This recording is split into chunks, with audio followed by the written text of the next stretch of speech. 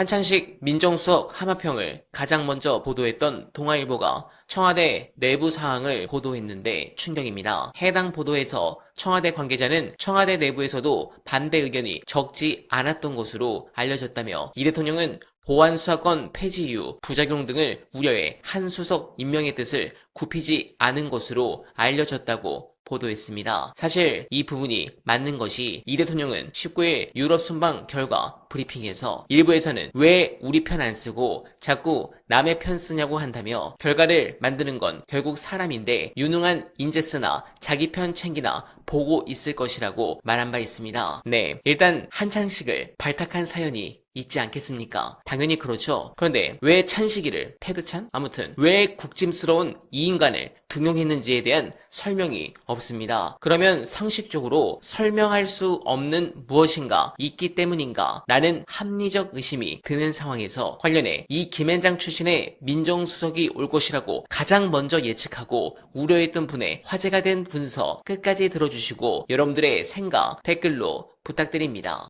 이 사람은 무능한 사람이에요. 저도 못 먹는 사람이에요. 근데 이 사람이 왜 어떻게 해서 민정수석이라는 중요한 자리에 가게 됐느냐. 한찬식이라는 사람이 검찰과 관련이 있는 사람이라기보다 실은 법조 이너서클과의 연결고리라고 생각합니다. 법조 이너서클, 그러니까 부친 때부터 혹은 그 윗대로부터 법조계에서 계속 살아왔던 사람들, 서초동 밥을 먹고 살았던 사람들 있죠. 이 사람들의 후예이기 때문입니다. 그렇기 때문에 뭡니까? 귀족 검사, 귀족 법조인이라고 불리는 사람이에요. 부모가 법조인이었고, 부모가 판사 검사였고, 부모가 장관이었고, 처갓집이 장관이었고 이랬기 때문에 별다른 능력치 없이도 지금까지 승승장구했던 사람입니다. 이런 사람들의 유일한 장점이 뭐다? 인맥이죠. 그 인맥을 가지고 한찬식은 김앤장 변호사가 된 겁니다. 쉽게 말해서 귀족이기 때문에 김앤장 변호사가 됐고요. 귀족이기 때문에 민정수석에 발탁이 된 겁니다. 원래 이 역할은 봉욱 현 민정수석이 했죠. 근데 이 봉욱 민정수석이 제 역할을 못합니다. 검찰 통제도 못하고 법원 관리도 못했습니다. 그러니까 이 사람 그대로 둘 수가 없겠죠. 그래서 문책성 경질을 당한 겁니다.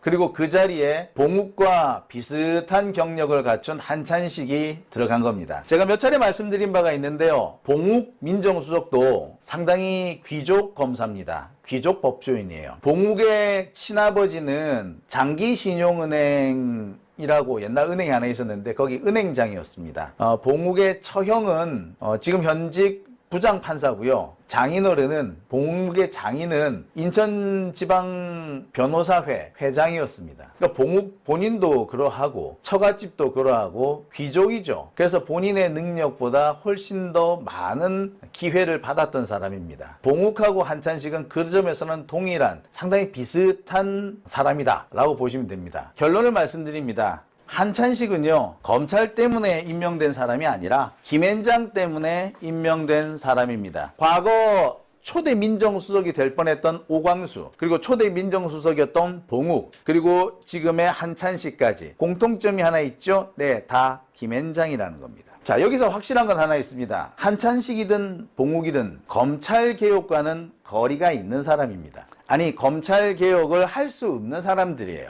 이재명 대통령이 검찰개혁과 관련해서 결정권을 국회에 넘기겠다라고 하는 이유도 어쩌면 이런 것 때문에 있는 건지도 모르겠습니다. 애시당초 검찰개혁과 관련 없는 봉욱이나 한찬식 이런 사람들이 검찰개혁에 감나라 배나라 관여할 수 없도록 만든 게 아니었나, 뭐 저는 그런 생각도 해봅니다. 하지만 지금 우리가 이렇게 한가하게 파워게임 같은 거 이런 걸 해야 될 때인가요? 검찰들이 저렇게 준동하고 있고 내란 세력들이 저렇게 되살아나고 있는데, 저는 그 점에서 한찬식 민정수석의 임명에 대단히 불편함을 느낍니다. 강력하게 대통령의 개혁 의지를 보여줘야 할 시점에 오히려 기존의 교체가 필요했던 사람과 동일한, 그러면서 지금보다 더 못한 사람을 임명한다.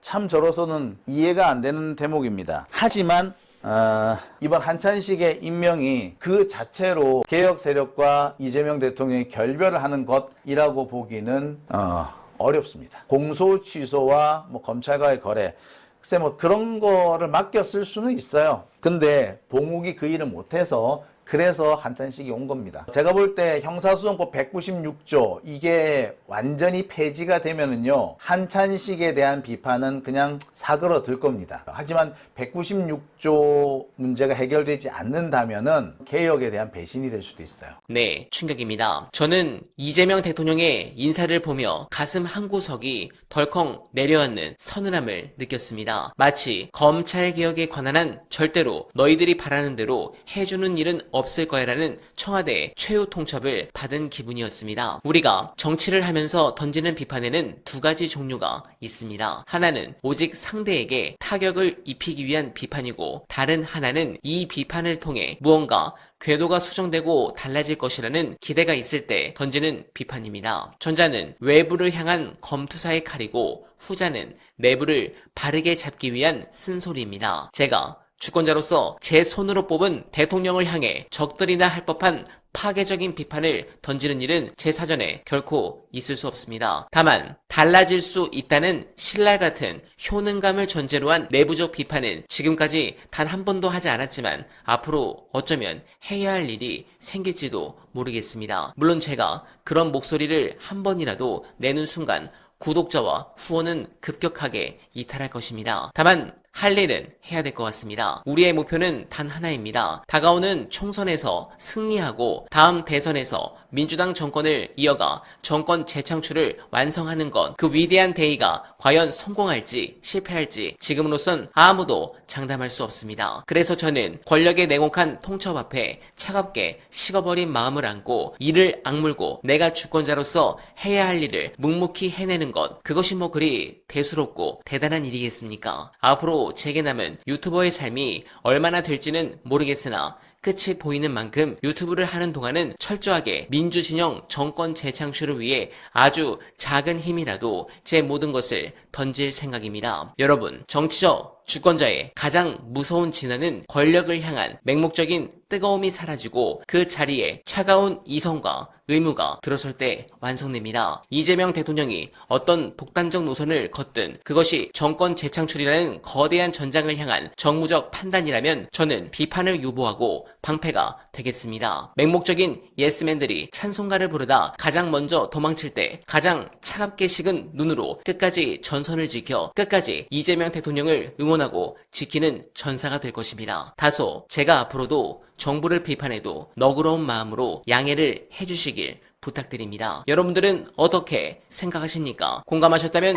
소중한 언알바 후원 부탁드립니다. 최근 후원이 급격하게 빠졌는데 댓글에 고정된 내용을 통해 많은 사랑 부탁드리며 언알바는 오늘도 최선을 다하겠습니다. 여러분 고맙습니다.